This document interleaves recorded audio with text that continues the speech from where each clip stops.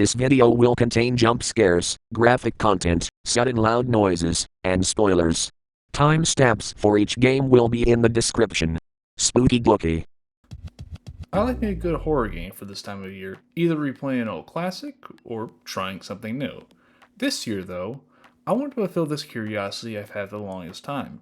That is to explore the world of freeware indie horror games. The ones you've seen, or should I say saw someone else play on YouTube. You know, the ones where they scream their lungs out over the smallest of things. There are dozens upon dozens out there in the wild, either on Steam, itch.io, GameJolt, practically anywhere online. Today, though, I'm only going to be looking at 24 of them. I have to put a limit on them, otherwise I'll be here all day, and so that I can actually release this before Halloween. I do have a few rules. First, the game must be free from the get-go, not a game that was eventually made for you. Second, I'm avoiding games that are based on existing IPs or creepypastas, so no Slender or the dozens of .exe games on the market. Finally, no big-name horror games, so something like Cry of Fear ain't gonna cut it for this video. And just for a heads up, all the games in this video are ones that were released before or around 2017, so keep that in mind. One game, unfortunately, I was going to cover, called Euthanasia, I was unable to get running. A shame, too, since I was really interested in playing this one. But I guess that's what happens when I try to play a 2010 PC game on modern hardware. PC gaming is fun. But that's not the place for that right now. So, grab a drink and get your mouse pads ready. I like Pyro, right? Pervert! And let's enter the world of freeware indie horror games. Starting with The following. Well, we're in this maze and we had to find 8 chairs? This was around when indie devs were trying to mimic Slender's style of collecting 8 items of whatever the dev thought of that day, and what the hell was that? This is Layla, and you must avoid them at all costs. Good luck trying to avoid them though, as the level designers can be pretty narrow at points, and your character's running speed is too slow to outmaneuver them. Also, the loud is a part of the game, so it's best to turn down the volume when you attempt to play this. I will admit, it does get pretty tense searching for these chairs when they're not trying to attack me, and the horrific wail Layla lets out is pretty nerve-wracking, I won't lie. But besides that, I didn't have much fun with this one, to be honest. Witch. We wake up in this void of a house alone, or at least until we come across this headless, heartless mannequin character who follows us throughout the... Stop that! There's only one way out of this house. The only problem is, only one of us is getting out alive.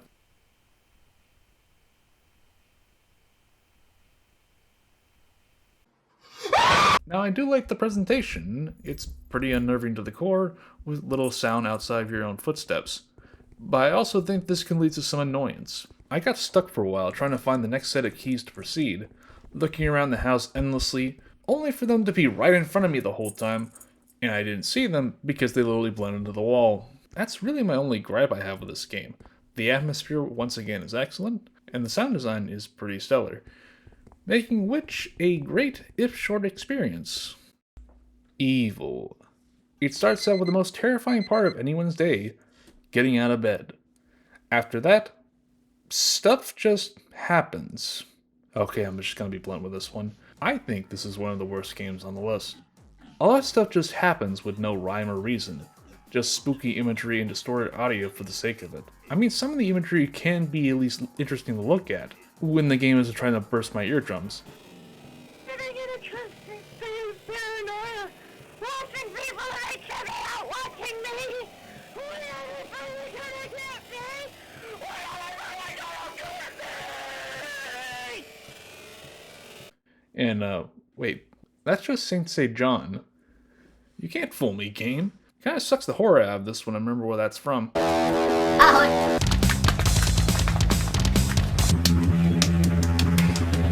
Ahoy, ahoy, ahoy,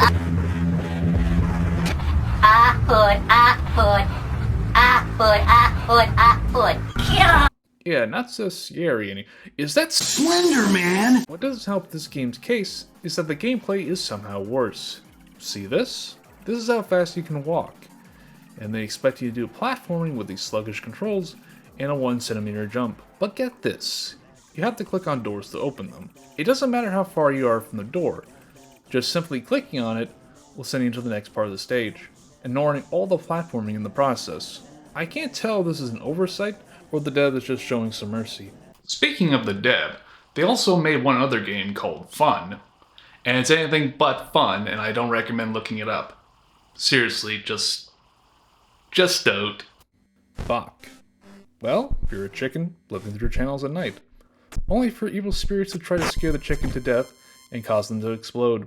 Yeah, that's all this game has to it. It's more of a high score based game. Just to see how far you can go before you go BOOM! Not much else to talk about other than being wary about watching TV late at night. Hyde. Like the name suggests, we have to hide and evade from our pursuers. There's no music, only the sounds of your footsteps shuffling through the snow and your deep breathing.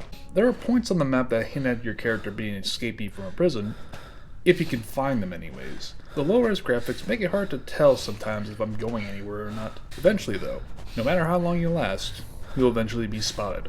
And when it happens, there's nothing you can do, as the officer zooms in on your location, as the sound distorts and the screen grows red. And then silence till the game closes. While I'm at it, I might as well look at a similar game with lasting. Unlike Hyde, we're stuck in an endless labyrinth of empty rooms, with once again the sound of your footsteps and the droning music to accompany you. Though unlike Hyde, I don't like this one as much. Just running through the same empty rooms repeatedly, occasionally finding these discs that add to your score. It's more of a matter to see how far you can go before you just eventually get bored. There is this entity that roams the halls, but out of the short time I've played this game, I only encountered them once, and they just made my screen go black for a few seconds before I just resumed my journey. I then eventually gave up on this one after getting trapped between two rooms that I had no way of exiting, meaning I was in a dead game. And yeah, I didn't like this one. Let's move on. White Finger. We're in a basement of sorts. Our goal is to find the key and escape before this chainsaw-wielding psycho cuts us up into pieces. Now we all know that many horror games have a track that plays when you say are getting chased by the monster or whoever is trying to kill you. Like for example, Amnesia had, Outlast had,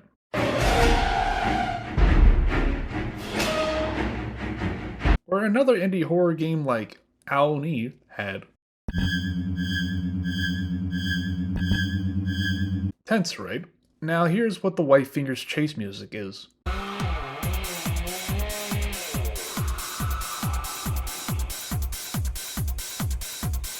Makes me want to party instead, without a guy trying to chainsaw my guts out. Hey, do you mind?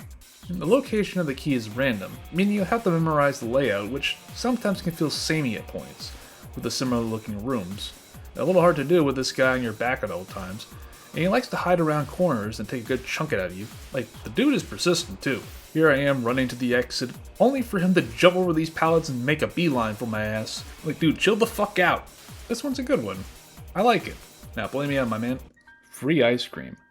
The first and only game from the site Newgrounds in this video, and you can very much tell it is based on its style and humor at points. So what happens is two girls end up falling for a trap set up by a serial killer. Now she must find a way out while avoiding the killer. Unlike the previous game, this one's a point and click. I love me a good point and click, and I do dig this game. It's very simple and short. It's both cartoony and gruesome, and I do enjoy it, until they have me kill a cat, where I'm like, this game fucking sucks now. I kid, of course, plus that cat had it coming.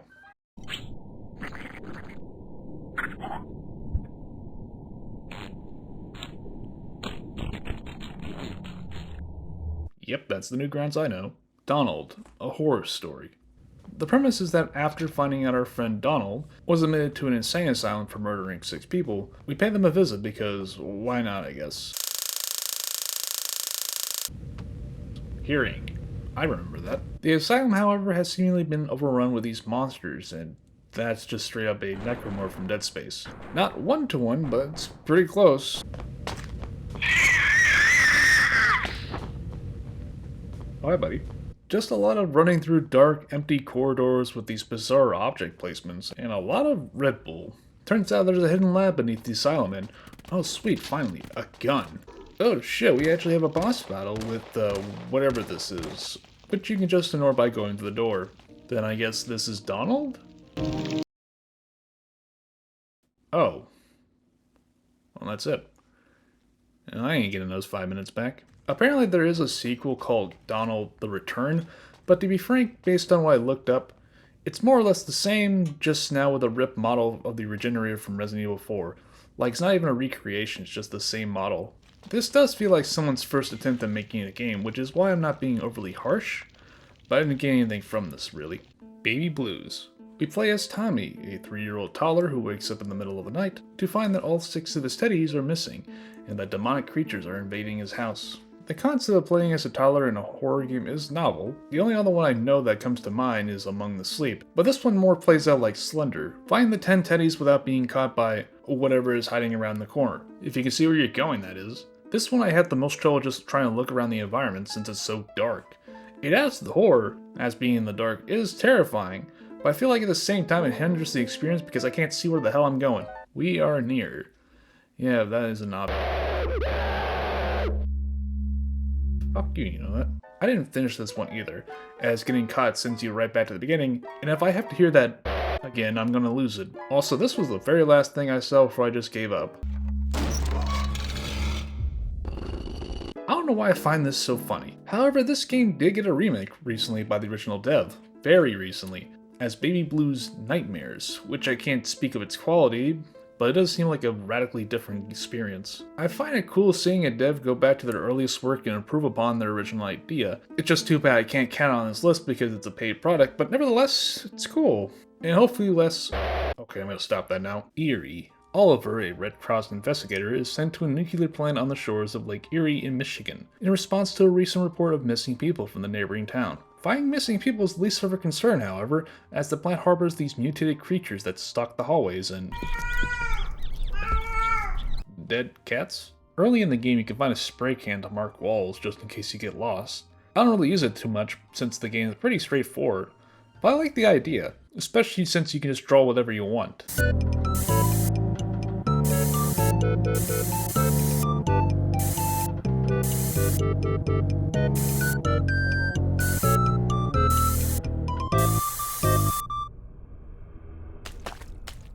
Ah, my masterpiece.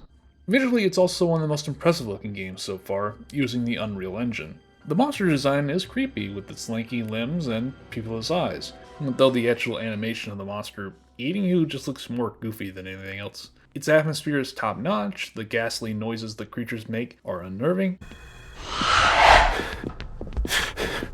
Well, we overwrite the panel, now we can just leave and... Yay! I did it! Well, this one doesn't have a title, only displaying an error 53 in the corner. There was a notepad doc in the files, which says that this game is supposedly cursed, and that something's horribly wrong with it. I'm gonna ignore that anyways. This is very much an unfinished game with NPCs glitching out and graphical errors to boot. The king asks us to find the evil Jack and return the girl that he's stolen from him the other night. Simple enough. His henchmen aren't putting up much of a fight though at... Whoa! I sank that dude to the ground. What was that? That must be nothing. Alright, time to pay for your crimes, Jack.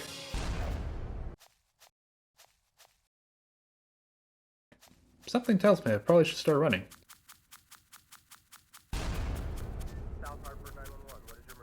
Yes, officer. Shit is fucked. And the king's now just repeating what he said earlier. Death. Death. Death. Death. Death. Oh, jeez. I'm not liking the looks of this. Fuck you. No. Oh, wait. No. Wait. No. Stop. Stop!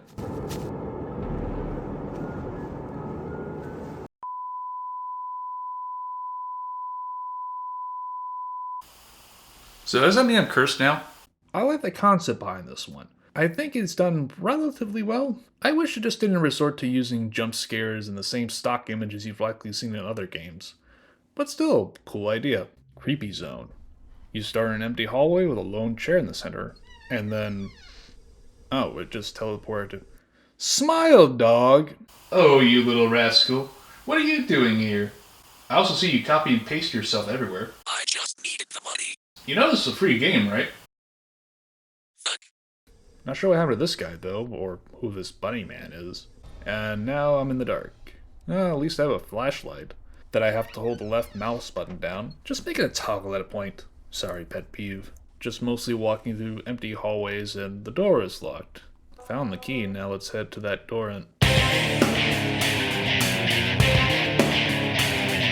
Holy shit, it's a shadow! Oh, no. Lost the shadow. But, now what? Are you enjoying their meal there, buddy? Now there's this girl crying in the background, which leads to a, not sure what this is supposed to be. But that's it. Well, I guess the creepy in the name worked, since it's Erie walking through these hallways in pitch darkness, but despite that, didn't really get anything from this. 1916. Set during World War I, we are a lone soldier stuck in the trenches, and we must find a ladder to escape. I mean, I'm not sure why we want to. I know the trenches weren't the safest places to be during the war, but it's certainly better than fighting in the war. But is that fucking dinosaurs? Yes, raptors are patrolling the trenches, but they can be easily distracted by meat from your fallen allies. And if you think a gun will help, yeah, ain't gonna help. Visually, this is one of my favorites, even if the camera bot's a little too much for my liking. However, this is also one of the shortest ones on here.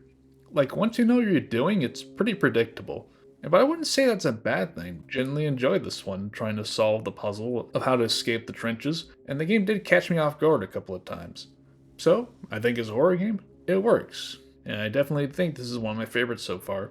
Hyde. As in Hyde, there's a difference. This one, we're following a man named Henry as he retells his life story. But things get more intense the further we dive into his past. His mother dying of cancer, and he was prevented from seeing her in her final hours by his father, being forced to attend to his studies, despite the circumstances, never getting to say goodbye to her. His father would eventually pass, and what becomes of Henry is something I wasn't expecting. It's a very story-driven game, where you're just mostly walking through the rather pretty environments, as Henry narrates to us. It's very much more like a walking sim in that regard, but I would say the storytelling's pretty good. I mean, I did get pretty immersed in it. Also, the voice acting's top-notch. Kudos to Thomas Manning for that. He wanted me to be this way. He turned me into this. Be ruthless, Henry. Well, can you see it now? Is this what you wanted, Father? I would say this is probably the most famous horror game we have here, but I think it's definitely worth playing. Fingerbone. We're in a bunker of sorts, and it's sort of up to us to figure out why we're here. Though based on some of the notes that are lying around, I don't really think I want to know. I'm keeping this one as fake as possible because I feel like going in blind and not knowing what's going to happen and figuring out the story for yourself is what sells Fingerbone. But I will definitely say Fingerbone kept me on the edge of my seat the whole time in discovering what exactly happened here and feeling rather uncomfortable when I did. So set aside 20 minutes of your time for this. I think it's pretty solid. It's also one of the earliest games created by David Stemensky of Dusk and Iron Lung fame. So if you're a fan of those, you'll likely enjoy this one too. Bewilder House. Waking up in this fun house of horrors, we are forced to participate in this little game. The goal is to find the correct spot on the map to proceed to the next room, to also pick up another map, and then repeat the cycle. It starts simple, but it gets more trickier with each room. I actually enjoy this a lot, especially when they start throwing stuff like these eyes you have to stare into to open doors, and he follows when you don't look. Who? Like stated before, this clown will follow you when you turn your back to it. Yeah, it's like the Weeping Angels from Doctor Who, that go-to comparison everyone makes. Now, I don't have a phobia of clowns. What's it called? Claustrophobia? I was more scared of the walking mascot from Chuck E. Cheese than anything else. But something is unsettling about this one. I think it has more to do with its forced grin, which is both the happiness a clown typically brings, but also the face of malice of someone who wants you dead. Except every time you turn around to stare back at it, it plays this sound. Which I find more funny than scary, since the model also tends to glitch out as well if you turn around too fast. There was a moment where I did have to get up to do something IRL, and since there's no pause menu, I had this dude staring me down for a good couple minutes, having the greatest staring contest of his life. your sight becomes your most useful tool. Not only having to keep your eye on the clown, but also make sure not to stare into these spotlights that'll teleport you to a different part of the map, and to make eye contact with certain floating eyeballs to open doors, and in this one area's case to stop the platforms from moving. Though the music here perfectly matches me losing my mind trying to complete this segment.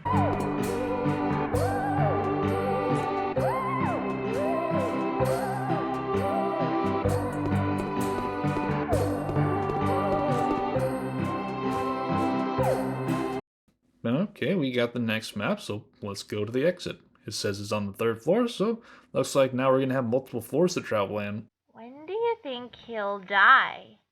I can't wait to find out.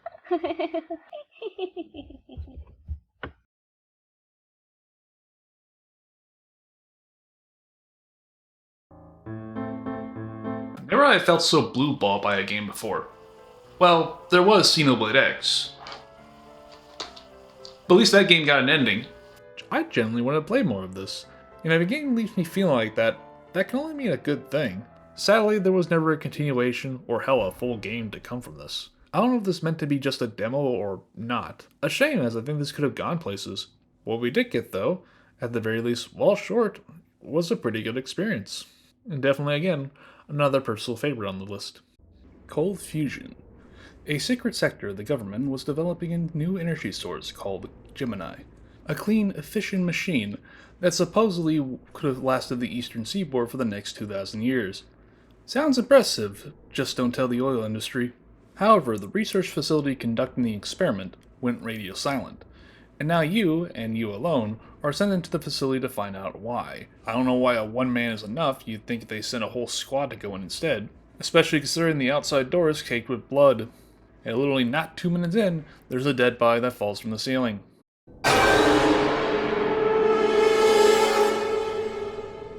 Yeah, that should be my cue to get out. This place is dark, to where I couldn't see one door at the end of the hallway, and the game's real source of horror comes from the several loud stings it likes to play every other minute.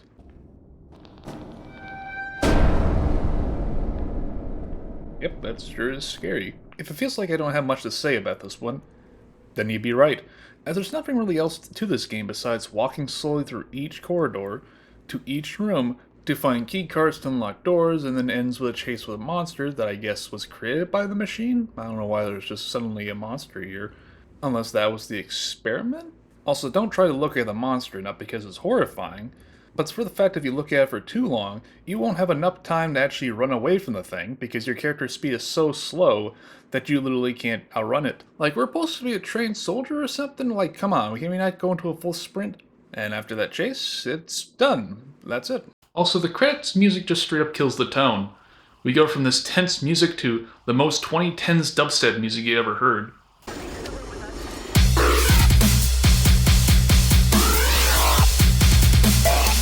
Dead Lab. We wake up as Sam, and I feel like I've been saying that a lot this entire video. He's awakened by a sudden radio call from a scientist explaining that an outbreak occurred, and somehow Sam is immune to the virus, asking Sam to meet him on the surface to potentially find a cure for it. Well, first impressions aren't that bad, actually. I'm kind of impressed. It's got some animated cutscenes, it's got fairly solid voice acting. Not a bad start, minus the controls, which is a little hard to explain, but it feels like your character takes an extra step after you let go of the key, making movement a bit awkward and slightly delayed. But you got environmental objects you can pick up and stack, taken straight out of Half-Life, and soon you'll find a reliable pistol and shotgun. I got a shotgun. But you know what? I'm not hating this. It could have gone without the Slender Sting. Hey, you hungry home invader!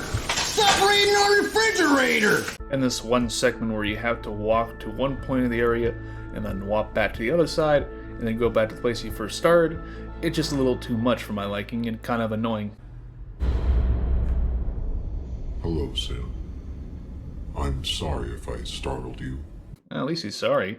The figure tells us the scientists cannot be trusted, but he will help us reach the surface, only if we kill the scientists once we meet them.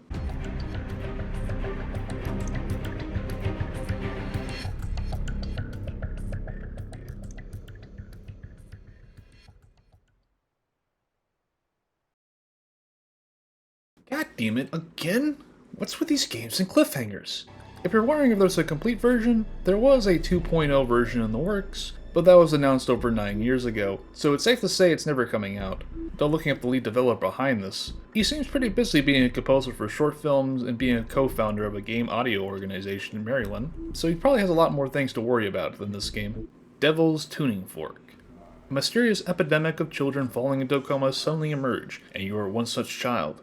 And now, with the ability to perceive sound waves, the child must explore this weird alternate reality and save the other children from their endless sleep. This one has a cool premise for a game. As mentioned, we can produce sound waves to scan the environment and activate switches to unlock doors and activate platforms. It has this haunting yet strangely calming soundscape filled with the hums of bells and the cries of children, with the voices of adults from our reality echoing in the background. It's a little complicated to explain the feeling of it, but it's very unique compared to the other games in this video. It is a game I would like more if it wasn't jank to the point where it becomes frustrating. I can't tell if it's just because I'm running this 2009 game on a modern PC, but there's this weird jitter that happens with the camera, and it tends to throw up my aim and often disorientates me. Then there are what have to be some of the most deadliest platforms I've ever encountered in a video game. They are faster than your own movement speed, making actually getting on top of them difficult. And once you do get on a platform, it will either be too fast where it leaves you floating in midair and likely fall down into the pit below, or kill you by just simply standing on top of it when it's descending. These issues honestly killed the game for me. It got to a point where it gave me a headache while trying to play this. It sucks too because I like the idea behind it and the puzzle solving is pretty good. It's really impressive for what was a project for a university's game festival that ended up winning an award. So that's pretty cool. And it really is. I do think it does deserve it. I just wish I enjoyed it more without the issues. But still, cool idea, cool game. I dig this. Vanish. You likely know this one if you watched Markiplier for how it drove him insane. Vanish has us thrown into this labyrinth of a sewer for reasons. It's never really explained. And you're on your own besides the glow sticks you can find on the ground and... Hey, you right there? You could have just said no. The only advice the game gives you is to follow the pipes, except there are pipes everywhere, and every hallway looks about the exact same. I can see why Mark lost his mind. It's eerie, yeah, and I do get unnerved walking through here until whatever these things show up, often blocking your way forward, meaning going back the way you came, only to find another one, and then turning right around again, and I end up forgetting where the hell I've been. And I imagine that may be the point, and for a horror game, it does work, even if it does get a bit annoying when... What the fuck? And when you think you are making progress, sometimes you end up finding yourself right back at the beginning. I couldn't beat this one either. I couldn't find the key, nor the exit for it, though I did end up getting chased for a while, and when I thought I was in the clear... Yeah, that happened. Maybe I'll give this another proper shot, but for now, it's alright. But if you want a good laugh, you just go watch Markiplier's Let's Play on this. America was founded in like 1480, fuck, I don't know, on the principle of fuck you. One late night. We're just one lonely graphic designer by themselves in the office on one late night. Side note, this sort of setting hits close to home for me as someone who worked the night shift as a janitor in an office setting. Often having that feeling despite knowing I'm alone in the building, it always feels like someone's watching me from the corner. The only difference here is there wasn't an actual ghost haunting the building. You know, you're just going about your business, getting a cup of joe to get that energy back up, until a ghost decides to make you its next victim. Lovely. Something our co-worker Robert certainly knew a thing or two about before disappearing. Oh, a red balloon. Surely nothing bad will happen if I walk up to it.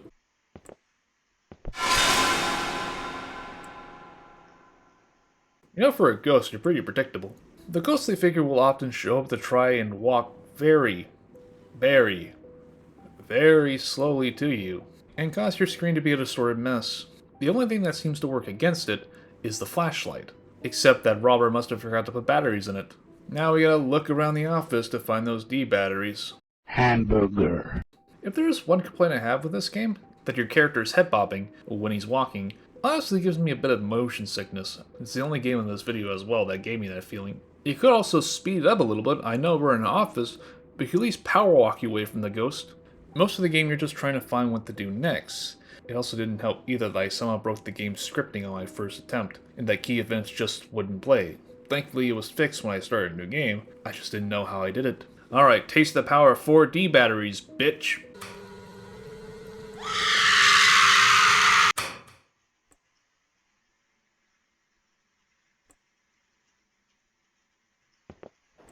Found the emergency key in Robert's drawer, so now we can get...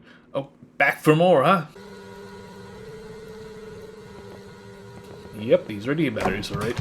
And now I'm sent to a different reality? I'm not sure what's going on here. And now I'm stuck again because the highlight around key objects just stopped working, and I honestly got lost here for a good couple minutes. Vio Conditos, ghost.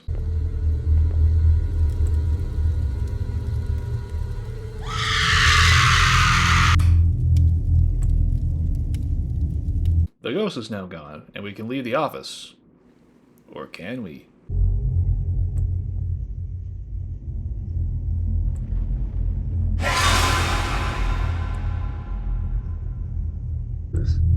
But one question remains.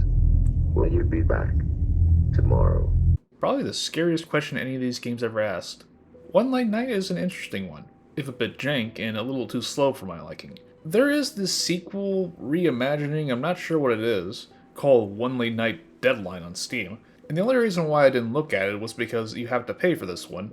I mean, it's $1, it's practically free at that point. But based on its reviews, it's not very good. Though like Baby Blue, it's getting a remake by the original dev. It's yet to come out at the time of this video, but I'll definitely keep an eye out for it. RE77. This one I'm kinda cheating with here, as it's not a complete game, but merely a pre-alpha demo to a now cancelled game. And if you can't tell by the gameplay, it was a game that was heavily inspired by PT, or Silent Hills. And the game is very upfront about its inspiration, starting in a dark room, digging through a pile of flashlights to find the sole working one. And you know, for a game that was probably made by a small group of indie devs, it looks pretty fucking good. On par with PT with its visual presentation. I'm generally floored by how well it looks, and making me feel unnerved and uncomfortable walking through this near photorealistic house. My god, the lighting especially. Like, I'm afraid of the dark, I won't lie. Even in my brightly lit room, when I'm playing this, I get that anxiety just thinking about walking through this dark house, alone. Or at least I think I am. That ball is pointing me towards this door. Find her.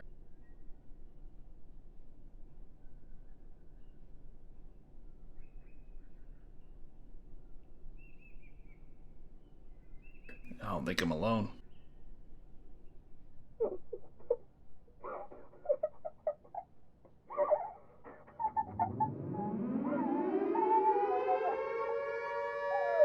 Sirens.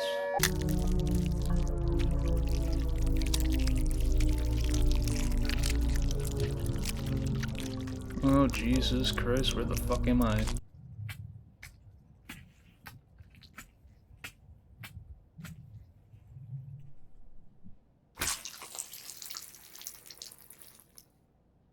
Am I dead?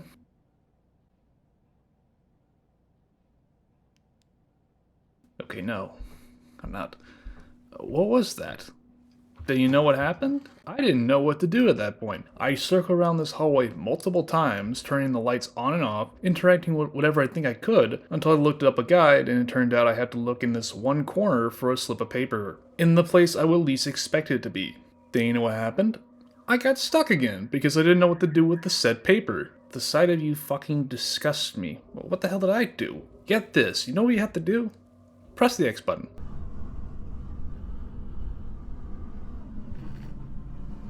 I know PT did a similar thing, but at least in that game, it made sense because the X button on a PS4 controller is usually like an interact button. Never have I played a game on PC where the interact key is X, and the game itself says its interact key is E, so I don't know why this one time is different. And now the light is emitting a different color. First it's blue, then it's purple, then it's green, and then it's a...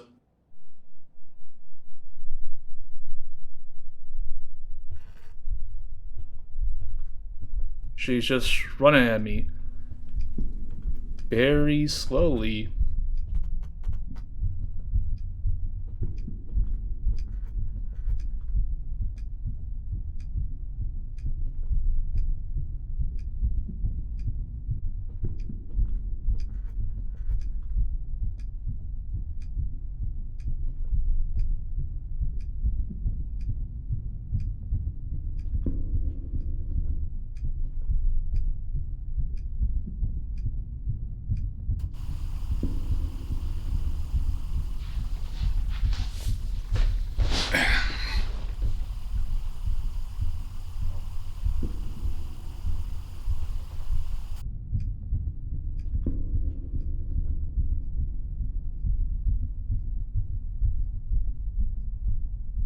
She's gone now.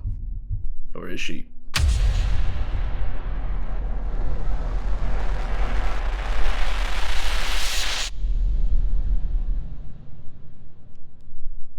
Okay, now she's gone. Now I'm trapped in the stairwell. The sirens are blaring again? Well, that's it. Despite me getting lost for those good 10 plus minutes, I was intrigued. I wanted to see more and see what the hell was behind those events. Like, what's with the note? What was with the eye behind the door? I wanted to see more, but sadly those questions will probably remain unanswered. RE77 for being what is considered a PT clone? I think it did an excellent job at recreating the feeling of that game. I wish it wasn't as cryptic as PT, but hey, the effort's there and it shows. It's just a shame we'll never get to see more of this. Well, just one more game to go, and I saved my favorite for last. Before we get into it, though, I have one thing to say. Patience while you grill bacon rind. Wait, what the hell does that mean?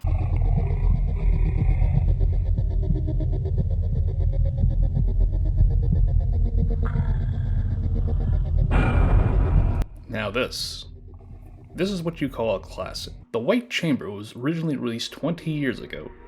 It's been 20 years.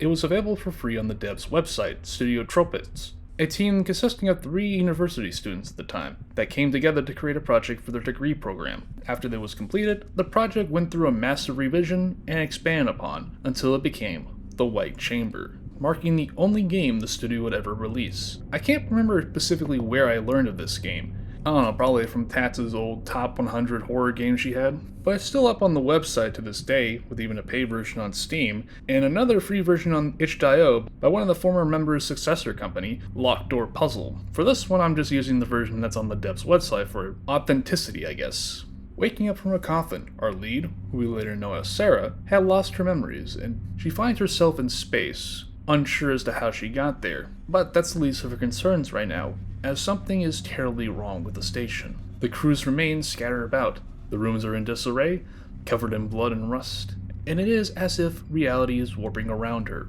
We do slowly piece together from data logs that the tensions amongst the crew have become strained ever since bringing on board this alien artifact that has been sealed in the White Chamber. Several of the members went missing and then later turning up dead.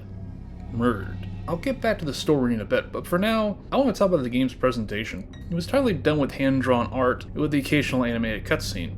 Despite its age, it still looks good, with a blend of 80s to 90s anime aesthetic and gory realism, taking some inspiration from Silent Hill in the mix. Even having this sort of mixed media approach from the looks of it. It mostly scales up nicely with modern displays, though the animated cutscenes are still compressed and blurry, which is a given for a game from 2005.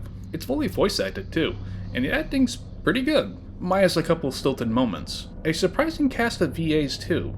Well, it only lists 2 of them, but who they got is rather surprising. First being Phil Sacramento, who has the fewest roles to his name, but he's still active as a voice actor, with his most recent role being the character Pan Yin Hu from Sinless Zone Zero, and the sole VA to The Great Tower, the audio drama prequel to The White Chamber, as it was also made free on the dev's website. The audio drama is good stuff and does give further background to the game's main story. Then there's Kakumi? Well, that's just a screen name, their real name being Karika Buckland.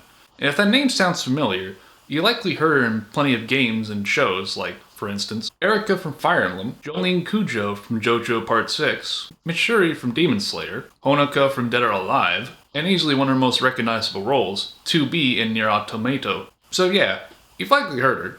Funny enough though, Sarah in this game was her first credited role as a voice actress, so I think that's pretty cool. The OST deserves a highlight as well. It's mostly ambience with the creaking of the station and the ghostly whispers and cries that fill the airwaves. When it does go beyond that, well, we have to talk about one segment. We have to talk about the corridor. After gaining access to the medical lab and checking the envelope that's in a filing cabinet, you find a videotape. The only room in the game where you can use a videotape is in the lab north of the living room. And right when you decide to leave the room, the station has a different plan for you. This wouldn't be the first time you were forced to go back to the nav room, but now there's a new room that was added in. This corridor. The only time it shows up bricked up hallway with a fence blocking off the left side, where a hung headless body is strung up against the wall, and what looks to be a pierced eyelid. When you think you left the corridor, you start right back at the beginning. But now there's a spotlight hanging from the ceiling. The more you continue to attempt to leave the area, the more sinister it becomes, the spotlight slowly going from green to red, covered in blood. The eyelid opens, revealing its eye, growing violently more twitchy and pulsating. Meanwhile, the music goes from a slow heartbeat, intensifying, the beat progressively getting faster as the howls chant, until inevitably,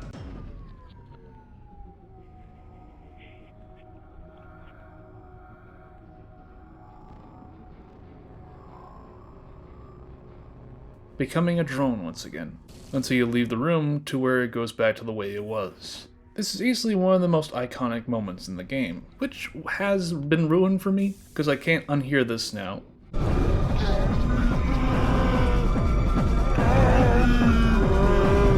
The only other area that gives me a similar dread is the vent room. I think you can hear why. From this point on, I'm going to throw up a spoiler warning specifically for the final parts of the game's story. If you want to go in blind, I recommend doing so. A playthrough will take you less than an hour to complete. If you have already played it or don't care for spoilers, then let's get into the big reveal. After everything, Sarah does manage to make it to the White Chamber where the artifact is stored alongside Arthur's body, with his face melted. Arthur was a character we've seen through the audio tapes that were conveniently left behind. He had this suspicion about the true intentions of Sarah, and when he did find out, he was trapped in the chamber by her. Sarah was obsessed with the artifact, and whenever someone tried to get in her way, they would turn up dead. She had murdered all the crew in the pursuit of her research. But when Arthur, the last of the crew, died next to it, his blood, hatred, and desire for retribution activated it, trapping Sarah in an endless loop, where she has been watched closely to see if she's worth redemption. The White Chamber does keep track of the decisions you made, which will affect the game's ending. Most of the decisions I feel may come naturally to some. Like my first run, I managed to get the good ending without even knowing it because I tried to help the guy in the tube here, or putting the blanket over a dead body, or not tampering with the security. Getting enough good karma where Sarah used the escape pod to land on the planet below, meanwhile the station self-destruct, leaving her stranded on the island. But hey, she seems to be doing fine, even getting a little fan service in there too. The artifact though, still seems to be around.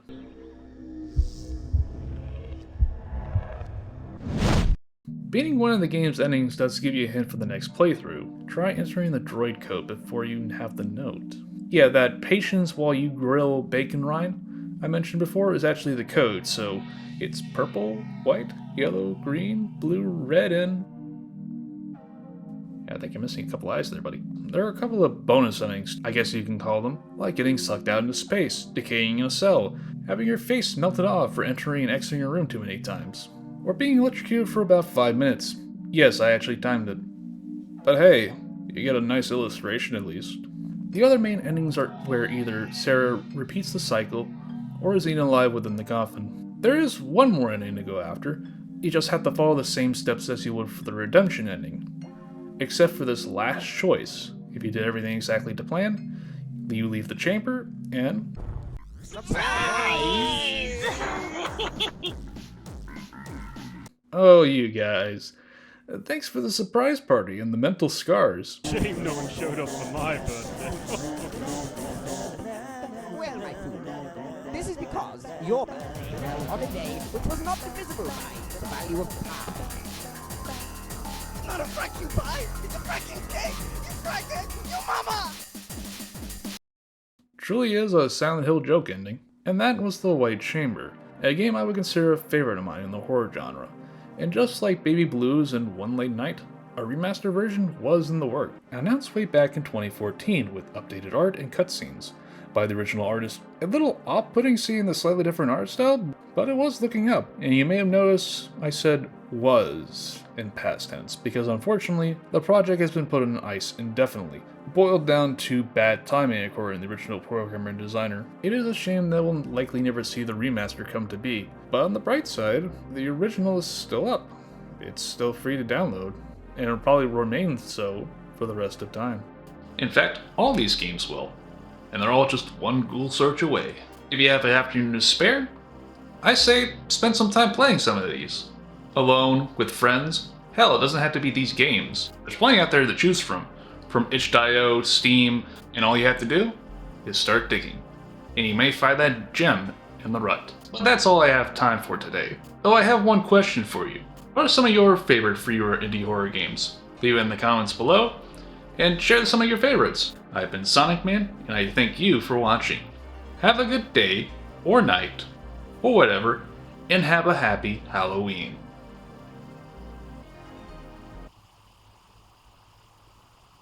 No worries, there's no jump scare this time. Or is there? No, seriously, there isn't. Schnipp, schnapp! Da, ja! Ich bin Schnappi, das Krokodil! Ha? Komm aus Ägypten, direkt am Nil! Ja? Und Schnappi ist so verletzlich! Denn wenn ich schnapp, den fresse ich!